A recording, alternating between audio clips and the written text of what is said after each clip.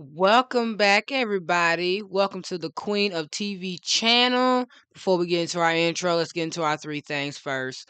First of all, please watch the video all the way to the end and don't forget to like, comment, and subscribe. Second, there will be cursing and profanity. If that's not your cup of tea, the channel's not for you. Third of the very all, I'll be giving my honest opinion on this episode, as I will on the show overall. Now into our intro. Welcome, everybody. I'm your host, the Queen herself, and you are the Prince and Princesses. You're either a subscriber or you are a viewer. Either way, welcome. Today we'll be talking about H2O Season 1, Episode 15, The Big Chill. We start this episode off with what I knew what was going to happen in last episode. Emma's working at the Juice Net Cafe now. It's her part-time job. Wilfred is congratulating her. Apparently, Emma's the type of person that likes things to be organized. So I wonder what would happen if it got disorganized. Well, I guess we're going to find out. Wilfred decides that he's going to let Emma be control of the cafe while he's gone for the weekend. He does tell Emma if she needs help, she could get help, but she decides not to.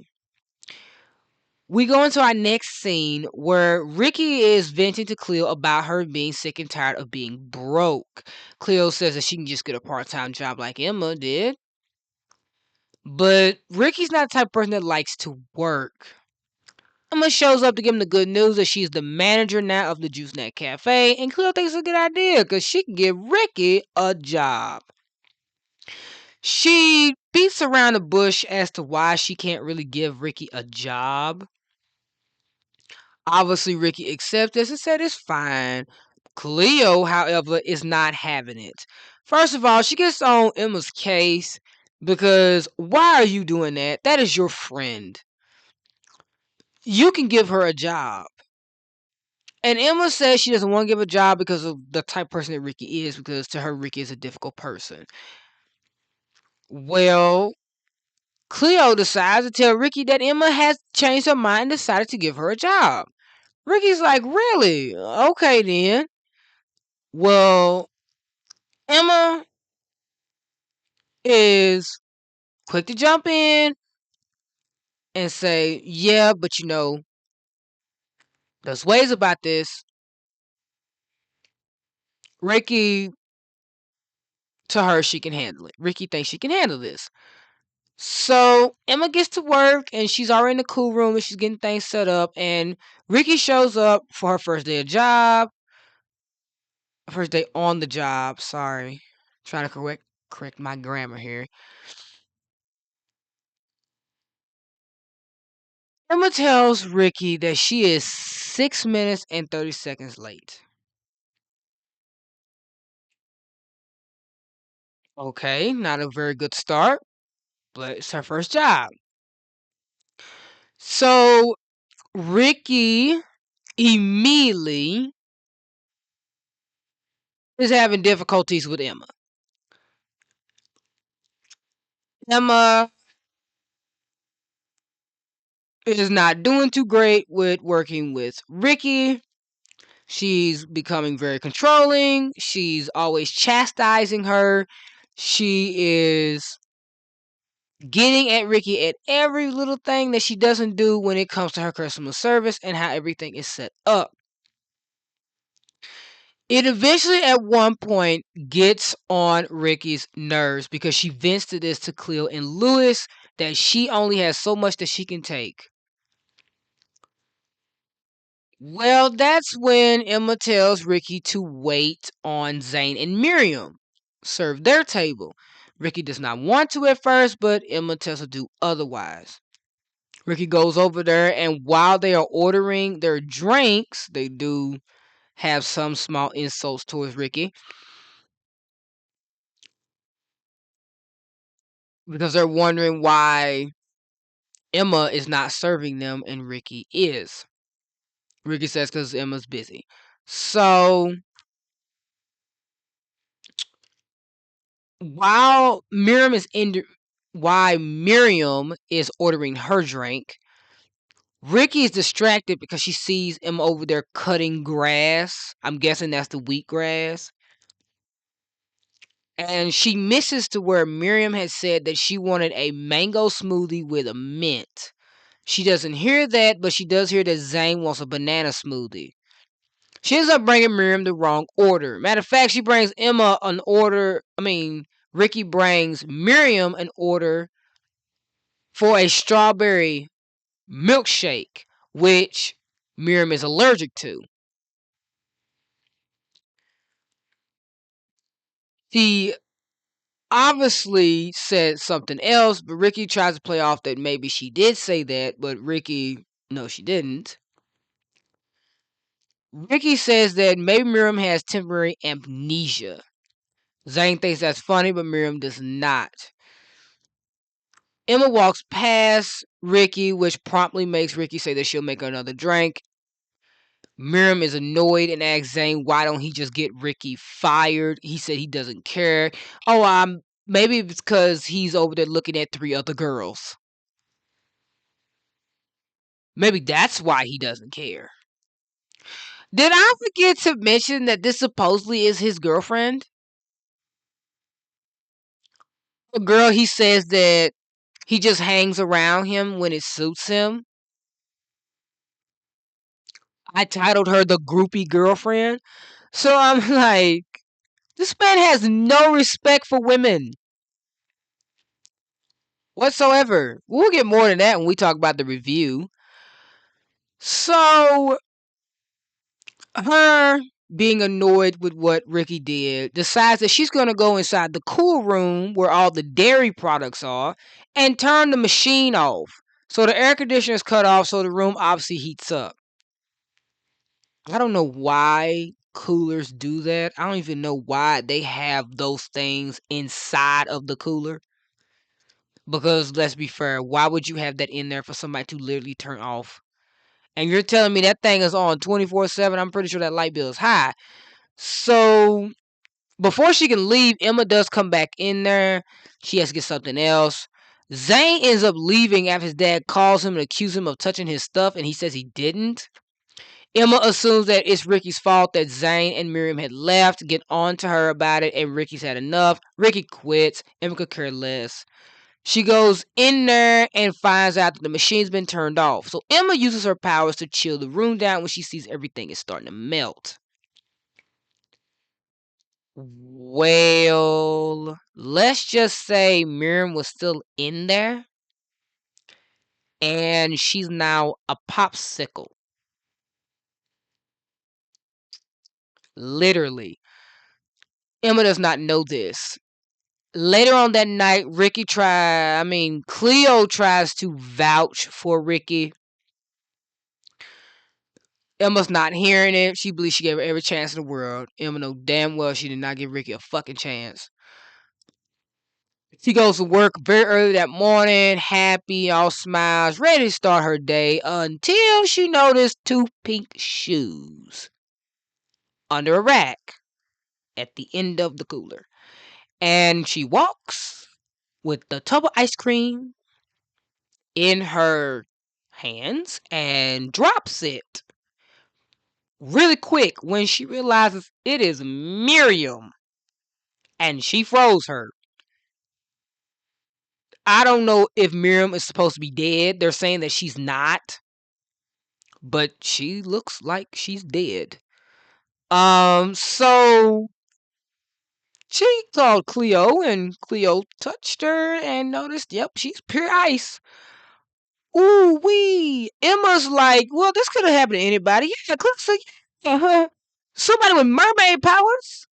And Cleo realizes that Miriam must have cut the machine off and was hiding in here.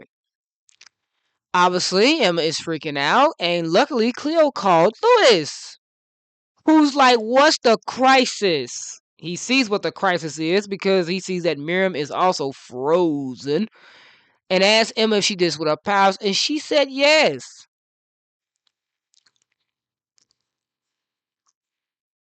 Louis decides that they need Rikki's help much to Emma's protest. And Cleo decides that she instead is going to go find Rikki because she thinks she knows where she is. Cleo goes to Mako where she finds Rikki and informs her of what Emma did. Rikki comes to Juice Net Cafe and sees what happens to Miriam. Lewis tells him all three of them need to use their powers to help Rikki be able to revive Miriam because Rikki heating everything up couldn't actually save her life. Emma wants to call the hospital, but they can't because how the hell are they going to explain what happened? So they take her outside the cool room with Rikki telling them they need to so they can actually do this. They first start to practice while Cleo is making Emma juices to calm her down. Emma ends up distracting Rikki because she's practicing on some tofu and she accidentally burns it. Rikki and Emma have a small little fight and Cleo has to pull Emma away. They begin the process of doing it on Miriam and everything's going good so far. Emma brings up the fact that they need a thermometer and they don't have one. Lewis wants her to check and she's telling him over and over again they do not have one. He has to go home and get his. While Rikki is still heating up Miriam. While he's gone, vendors do show up and in the stressful situation, Rikki has to tell Emma to just answer the door and keep whoever is at it away from the building and stop them from coming inside. The first person that knocked on the door was Zane. He's trying to see if Miriam was in there. They're able to shoo him away. He runs into Lewis, who's on his way back with a thermometer, gets Lewis to talk to Miriam's mother to explain to her that he does not know where she is. Lewis does this and it gets him caught up in this situation. So he's going to be a little late. Emma stops vendors from coming in. Cleo eventually has to come in with her powers and move Miriam's blood around and circulate it, which makes Cleo feel weird. Then that's when Wilfred shows up and notice that all the stuff that needs to be inside the cafe is not in the cafe, and he wants to know what's going on. Lewis finally makes it, tests Miriam's temperature, and sees that it's normal, so why she's not waking up, they don't understand. Because when you get frozen to death, you don't immediately wake up once you thaw out. You wake up once your body starts activating itself, aka meaning your brain snaps back into action, your heart starts beating, your kidneys and everything start flushing stuff out, everything. So when your organs get to working, you get to working. You wake up.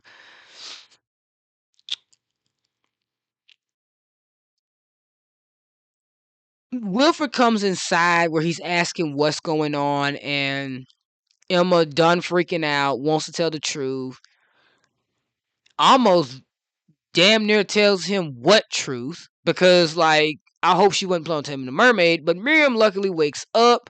Rikki makes a good convincing lie, even shuts down Miriam, who tries to say that's not what happened, just so she doesn't get in trouble. Rikki is doing a better job than Emma at this job, and Wolf is thinking about giving Rikki Emma's job. Because I'm guessing what happened today and then how Rikki's performance is. But Rikki purposely get herself fired so Emma can keep her job. To pay Rikki back, Emma decides to buy those concert tickets for herself, Rikki, and Cleo. And the episode ends there. So let's get into this review. Off the bat, you clearly see that Zane is a fucking dog. And I'm gonna be very brief about this, but I don't understand what Miriam saw in him. I just don't. She she's literally dating a guy that's a womanizer, and you want to keep dating him, and for what reason? This man is clearly, obviously, emotionally cheating on you. Like, I know we're supposed to put it down as, oh, Zane said, oh, that's not my girlfriend. How is it not your damn girlfriend? Because first of all, she thinks she's your girlfriend. Second, y'all kiss. You have her at your house. Third of the all. Fourth of the all, she's met your parents. You buy her things. And if that's not bad enough, you clearly, obviously have her around you 24/7 and she's a part of your friend group. How is she not his damn girlfriend? Just because you say she's not your girlfriend does not mean your actions say that she's not your girlfriend. Because clearly and obviously she's your damn girlfriend. Or we all are just crazy. Because I'm not crazy. I know what I'm talking about. Now, let's get to talking about Emma and Rikki's situation. Emma was being a bitch, okay? Let's just put it out. She was not giving Rikki no chance. Rikki was not going to have a chance with Emma. Emma did not care. Emma refused to accept the fact that Rikki needed a job. She was trying to do her best. Emma wanted things her way or no way. She was not happy she had to work with Rikki. She was not giving her a chance. Yes, we can give Emma a pass because Emma felt so bad that she bought the tickets with her money that she got. So, hold on 1 second. I gotta see what my grandmother wants.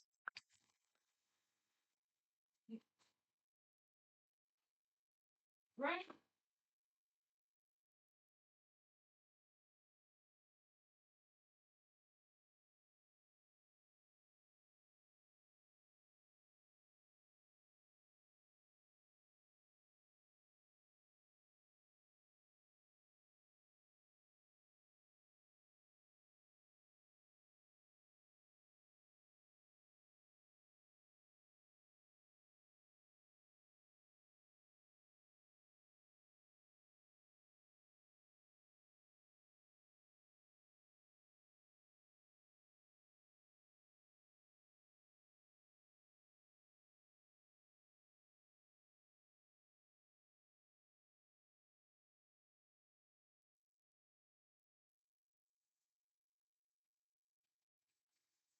Oh, for a fact that it ain't got no mail on my side.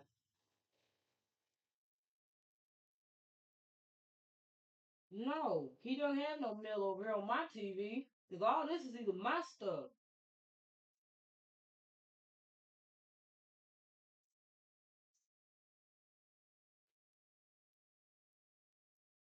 Well, let me finish this video and then I'll look for it. Cause I can't look for it right now.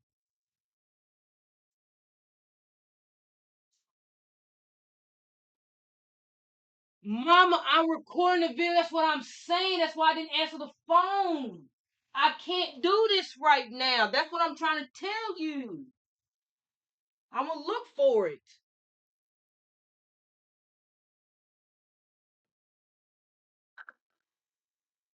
Okay, I'm gonna have to make this video quick because I have to look for some piece of mail for my brother. He is for the doctor's office. But yeah, I feel that Rikki was doing her best and Emma was not giving her a chance to do her best. That does make Emma a bad friend because she's looking at Rikki as personality wise to say that she's fit for the job than to actually see if she's actually fit for the job, which is wrong. She does try to make up for it at the end. I'll leave that to you guys if y'all feel like that's enough to give Emma a pass. Right now, I'm saying it does because, in a way, they did forgive each other and they do that through actions instead of words. Good on Cleo for standing up for Rikki despite everything. You know, Rikki has her moments where she does not have Cleo's back, but it's good that Cleo does have Ricky's back, and Rikki does defend Cleo at times. So, Lewis having to come in and do some type of damage control does help as well. That whole thing between him talking to Miriam's mom and her asking him how does he know Miriam and all that, and him getting caught up with that is crazy. Obviously, like I said, Emma does not know how to deal with things that are not organized, unlike Rikki, who apparently knew what needed to be done and did what she could and tried her hardest to solve the situation, was able to solve the situation in a very stressful thing.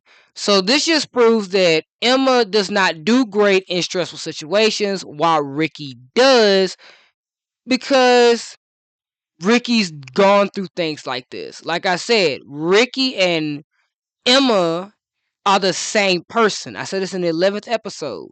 They both can be very stubborn. They both can be mean and not nice all the time. But they're both easily hurt.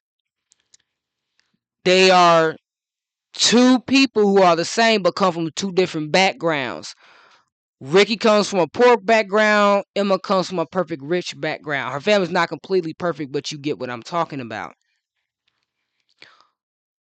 But, the issue got solved. Miriam ended up getting humbled. Emma got humbled.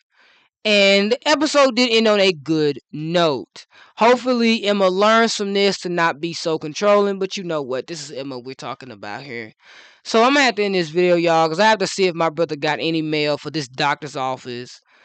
I hate this. I'm trying to make these videos and I keep getting interrupted. But you know what? It's life. Sometimes you gotta do what you gotta do in life. All I can say is, Lord, you gotta help me today. But without further ado, I ain't got anything else. I'm gonna leave that to it. And I'll see you guys in the next video. Have a blessed day. Have a wonderful day. And if no one has told you, I'm telling you, I love you. That's all I have. Bye, guys. But as you know, this ain't the last time we'll see each other. But until then, see you.